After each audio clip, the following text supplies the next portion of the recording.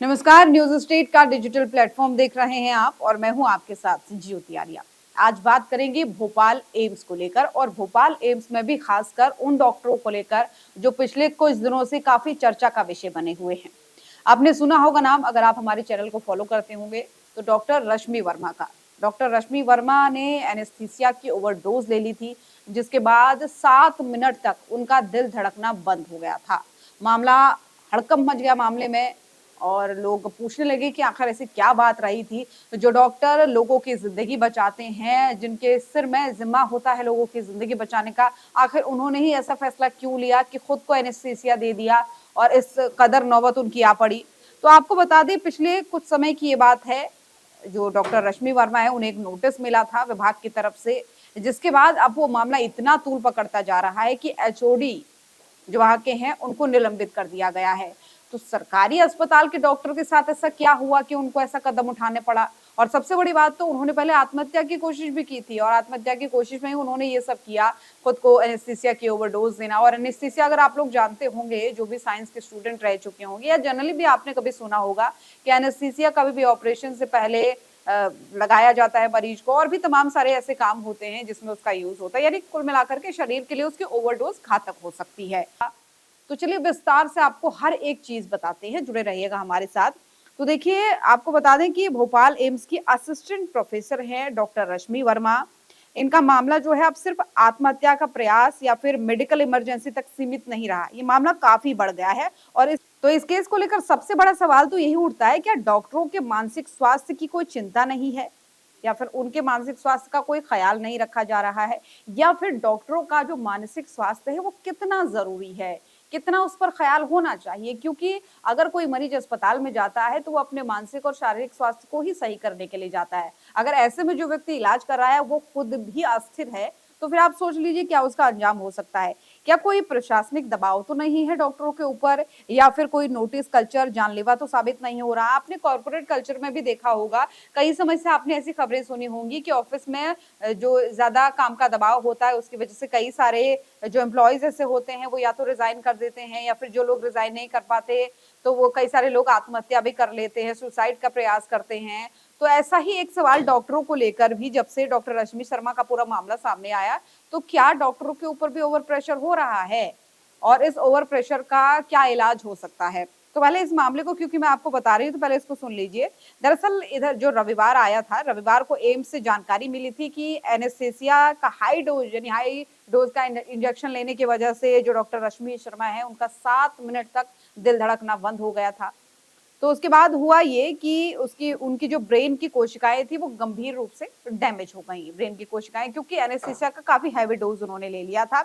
इसकी जो पुष्टि है वो घटना के होने के 72 घंटे बाद हुई, यानी 72 घंटे बाद चला कि उन्होंने इसका हाई डोज लिया था। एमआरआई का उनका टेस्ट हुआ, एमआरआई के टेस्ट के बाद पता चला कि आखिर उन्होंने जो है इतनी हैवी डोज इसकी ले ली थी। तो इस पूरे घटनाक्रम ने देश के सबसे ज्यादा संवेदनशील मुद्दे को हम कह सकते हैं कि एकदम छेड़ दिया है, क्योंकि हेल्थ वाकई में अपने आप में भी एक बहुत बड़ा संवेदनशील मसला है। तो इसी के साथ ही एम्स के अंदर एक कथित टॉक्सिक वर्क कल्चर की बात यहाँ पर हो रही है। विभागीय राजनीति और प्रशासनिक दबाव पर भी कई सवाल खड़े हो रहे हैं। हालात की जब गंभीरता देखी गई तो छुट्टी के दिन, दरअसल आपको ये मामला बताते हुए बता दें कि छुट्टी के दिन एम्स प्रबंधन और केंद्रीय स्वास्थ्य मंत्रालय की आपात बैठक हुई है। इन रविवार को जब ये मामला इतना ज्यादा बढ़ा है तो आपात बैठक बुलाई गई है। अब इस पूरे मामले को लेकर विभाग में दो विभागों को तोड़ा गया और साथ ही पूरे मामले की हाई लेवल कमेटी की गोपनीय जांच होगी।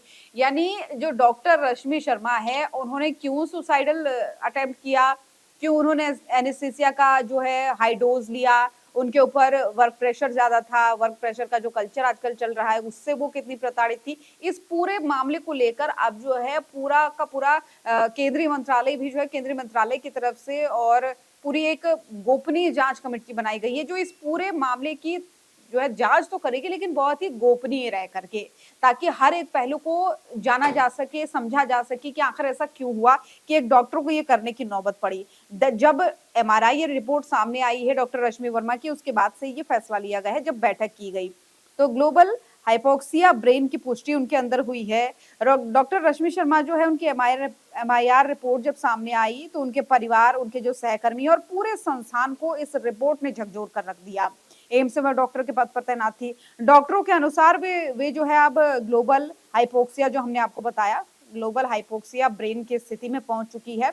इसका मतलब कि उनके पूरे मस्तिष्क को यानी पूरे दिमाग को लंबे समय तक अब पर्याप्त ऑक्सीजन नहीं मिल सका। यानी जो 7 मिनट की हमने बात की थी कि उनका दिल धड़कना बंद हो गया था, तो उस दौरान उनके ब्रेन को प्रॉपर ऑक्सीजन नहीं पहुंचा, जिसकी वजह से वो अब इस कंडीशन में पहुंच गई है। ये जो स्थिति होती है वो आमतौर पर कार्डियक अरेस्ट, डूबने से या फिर दम घुटने की वजह से होती है। और गंभीर सांस की प्रॉब्लम जब हो जाती है, जब सांस लेने में आदमी असमर्थ हो जाता है, तो तब इस तरीके की समस्याओं से वो जूझता है, जिसकी वजह से जो आपके ब्रेन सेल्स होती हैं, ब्रेन की जो कोशिकाएं होती हैं, वो डैमेज हो जाती है। और ऐसा ही कुछ उनके साथ भी हुआ। अब इस पूरे मामले को जरा आप और गौर से समझिए कि आखिर हुआ क्या था। दरअसल जो डॉक्टर थी, यानी जिसकी बात हम कर रहे हैं, उन्होंने ये जो एनेस्थीसिया का जो इंजेक्शन है, जो कैनुला है, वो अपने ऑफिस यानी जो भोपाल का एम्स है, वहीं से वो लगाकर घर पहुंची थी। डॉक्टरों के मुताबिक जो है, डॉक्टर रश्मि ने एनेस्थीसिया की दवा का कोई हाई डोज खुद को इंजेक्ट किया था और वो ऑफिस यानी अस्पताल से ही उसे लगाकर, कैनुला में लगाकर घर निकली थी। और सीधे नस के जरिए जब कुछ ही मिनटों में पूरे शरीर में पहुंचा, तो जाहिर सी बात है इसका असर तो बहुत खतरनाक होना ही था। उनके पति जब उन्हें एम्स लेकर पहुंचे वापस, उनकी हालत जब गंभीर हो गई, तो उनका दिल धड़कना बंद हो चुका था। इमरजेंसी में मौजूद डॉक्टरों ने तत्काल से उनका इलाज शुरू किया। 3 बार उन्हें सीपीआर दिया गया। 7 मिनट के बाद कहीं जाकर दिल की जो धड़कन थी वो धीरे-धीरे सामान्य हुई। अब देखिए, आपको ये भी बता देते कि इतने लंबे समय तक जब ब्रेन में ऑक्सीजन प्रॉपर नहीं पहुंचता, तो ब्लड की सप्लाई भी बंद हो जाती है और यही वजह होती है कि लोगों की ब्रेन डैमेज होने की स्थिति आ पड़ती है। डॉक्टरों के अनुसार अब ऐसे मामले में शुरुआती 72 घंटे बेहद ही अहम रहते हैं। यानी 72 घंटे तक अगर वो ठीक रहती हैं, तो फिर हो सकता है उन्हें बचाया जा सके, अदरवाइज वो अभी वेंटिलेटर सपोर्ट पर हैं। और वेंटिलेटर पर सपोर्ट पर जब कोई व्यक्ति चला जाता है, तो आप समझ सकते हैं कि कैसी गंभीर स्थिति उसकी हो जाती होगी। कभी ना कभी आपने भी सुना होगा, हो सकता है आपका कोई परिजन, कोई अपना, कोई दोस्त कभी वेंटिलेटर में रहा हो, तो आप इस पीड़ा को समझ सकते हैं। जब कोई वेंटिलेटर पर रहता है, तो कैसी दयनीय स्थिति जो है उनकी हो जाती है। अब देखिए, इस पूरे मामले को लेकर ये हुआ कैसे मामला, ये विवाद कैसे हुआ, क्यों डॉक्टर रश्मि शर्मा को ये सब करना पड़ा, ये जानना आपके लिए बेहद बेहद जरूरी है। पूरे मामले को थोड़ा सा समझिएगा। इस पूरे मामले को लेकर एनेस्थीसिया विभाग में जो अटैच किए गए हैं डॉक्टर यूनुस, उन्हें भी बैठक में बुलाया गया और उन्हें अब उनके पद से यानी एचओडी के पद से निलंबित कर दिया गया है। मामला कुछ यूं था कि ये जो एचओडी है मोहम्मद यूनिस, इन्हें तत्काल प्रभाव से विभागाध्यक्ष के पद से इसलिए हटाया गया क्योंकि इनकी तरफ से एक नोटिस जो है डॉक्टर रश्मि वर्मा को दिया गया था, यानी भेजा गया था।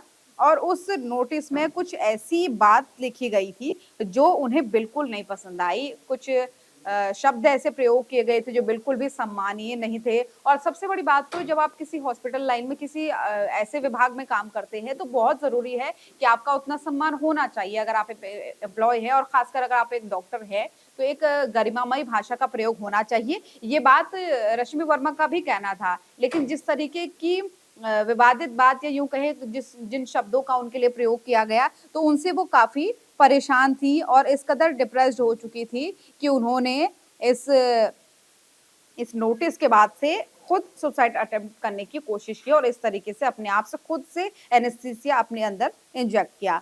अब इस पूरे मामले में टॉक्सिक वर्क कल्चर जो एक मुद्दा उठ रहा है, वो काफी तेजी से उठ रहा है कि टॉक्सिक वर्क कल्चर है। और यह कहा यह भी जा रहा है कि जो रश्मि वर्मा थी, उन्होंने छुट्टी मांगी थी, अचानक से उनकी छुट्टी कैंसिल कर दी गई थी, उन्हें छुट्टी नहीं दी गई। और ऊपर से जब उन्हें नोटिस दिया गया, तो उस नोटिस में भी कुछ ऐसे आपत्तिजनक शब्द लिखे गए थे जो उन्हें बिल्कुल भी पसंद नहीं आए। और जो अगर हम एक सामान्य तौर पर भी देखते हैं, तो किसी भी इंसान के लिए इस तरीके के शब्दों का प्रयोग नहीं करना चाहिए, ये उनका भी कहना था। और खासकर रिस्पेक्टेड डॉक्टर, अगर उन्हें हम भगवान का दर्जा देते हैं कि वो हमारी जान बचाते हैं, तो इस तरीके के शब्द अगर वो भी अपने आप में सुनने को उन्हें मिलते हैं, तो उन्हें जाहिर तौर पर इस बात का बुरा लगेगा। हालांकि इस कदर उनका ये फैसला लेना, उस समय में उनकी मानसिक स्थिति क्या थी, ये तो वही ज्यादा बेहतर तरीके से समझ सकती हैं। लेकिन मामला यही सामने आया, इस पूरे मामले में यही समझ में आया अभी तक कि जो डॉक्टर रश्मि वर्मा थी, उन्होंने जब छुट्टी मांगी, तो अचानक से उनकी छुट्टियों को कैंसिल कर दिया गया। छुट्टियों को कैंसिल करने के साथ ही उन्हें एक नोटिस दिया गया। उस नोटिस में बहुत ही ऐसे शब्दों का प्रयोग किया गया जो सम्माननीय नहीं थे, जो किसी भी डॉक्टर के लिए प्रयोग नहीं होने चाहिए, ये उनका कहना था, परिवार वालों का भी कहना था। और परिवार वालों ने तो खासकर ये भी कहा कि जब से उन्हें ये नोटिस मिला उसके बाद से वो काफ़ी परेशान रहने लगी थी और इसी परेशानी के चलते-चलते उन्होंने फिर इस तरीके का कदम लिया। हालाँकि अभी तक सच्चाई मामले में क्या है, ये स्पष्ट तौर पर नहीं कहा जा सकता क्योंकि ये आरोप ही है जो अभी तक डॉक्टर यूनुस पर लगे हैं या फिर डिपार्टमेंट पर लगे हैं। और ये जो टॉक्सिक वर्क कल्चर की बात हो रही है इसको लेकर, अब पूरी सच्चाई क्या है ये तो तभी सामने आएगी जब जाँच होगी क्योंकि जाँच के लिए बाकायदा जो है केंद्र मंत्रालय की तरफ से भी जो गुप्त बैठक की गई थी उसके आधार पर जो पूरी समिति बनाई गई है, वो अब इसकी सीक्रेट तरीके से जाँच करेगी और इस पूरी जाँच के बाद रिपोर्ट सौंपी जाएगी बाकायदा केंद्र मंत्रालय को और उस रिपोर्ट को सौंपने के बाद से जो नतीजा सामने आएगा, उसके आधार पर फिर कहा जा सकता है कि एक्चुअल में बात है क्या। फिलहाल कहा यही जा रहा है कि उस नोटिस के बाद से रश्मि वर्मा जो है वो परेशान चल रही थी और उस परेशानी के बाद ही उन्होंने इस तरीके का फैसला लिया। खैर आप इस खबर पर क्या सोचते हैं, आपकी राय क्या है? इसी तरीके की तमाम अपडेट्स के लिए आप हमारे चैनल के साथ जुड़े रहे और फॉलो करना बिल्कुल ना भूलें। आपके मोबाइल पर तुरंत आएगी ब्रेकिंग न्यूज। स्क्रीन पर सबसे पहले दिखेगी बड़ी खबर। देश दुनिया की हर खबर एक जगह। अब आपके मोबाइल पर तुरंत फटाफट इंस्टॉल कीजिए न्यूज नेशन ऐप और रखिए खुद को अपडेट।